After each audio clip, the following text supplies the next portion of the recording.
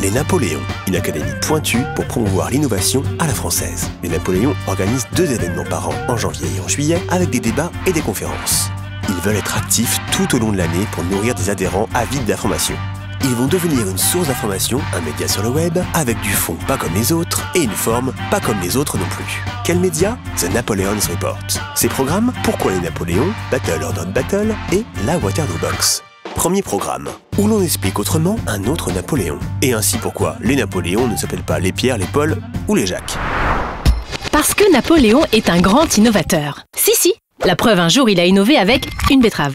Bon, une betterave, c'est bête comme chou. Et la science à Napoléon, c'est son dada. Bonne poire, Berthollet s'exécute. Bon, en même temps, il n'a pas le choix, sinon c'est lui qui est exécuté. Les premières tentatives ne sont pas fructifiantes. Bon, Berthollet est marron avec la châtaigne, puis dans le jus avec le raisin. C'est finalement un banquier. Eh oui, un banquier, répondant au nom de Delessert et un pharmacien, Deuilleux, qui avec les Deuilleux de Delessert vont voir la solution.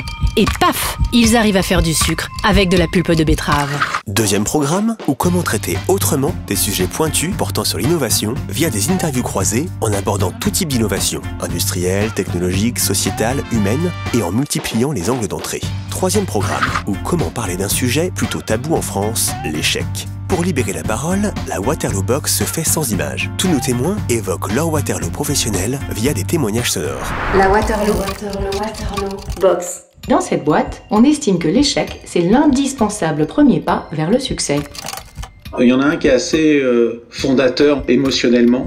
On est un 16 décembre. Je sors du tribunal de commerce où je viens de déposer le bilan. En fait, c'est un échec qui est hyper classique chez les entrepreneurs. L'échec de l'association. Alors, question rituelle, qu'avez-vous appris de cet échec? L'échec, ça donne une opportunité de recommencer les choses de façon plus intelligente. Partir plutôt que de s'aigrir. Ça, c'est une conviction que j'ai. Voilà, une collection de contenus originaux qui développent une zone d'influence. C'est ça le brand journalism, et c'est ainsi que nous avons conçu l'infotainment. Des contenus pour les marques qui associent un angle journalistique pointu à une mise en scène créative de l'information. Question formule, va falloir s'accrocher pour trouver mieux.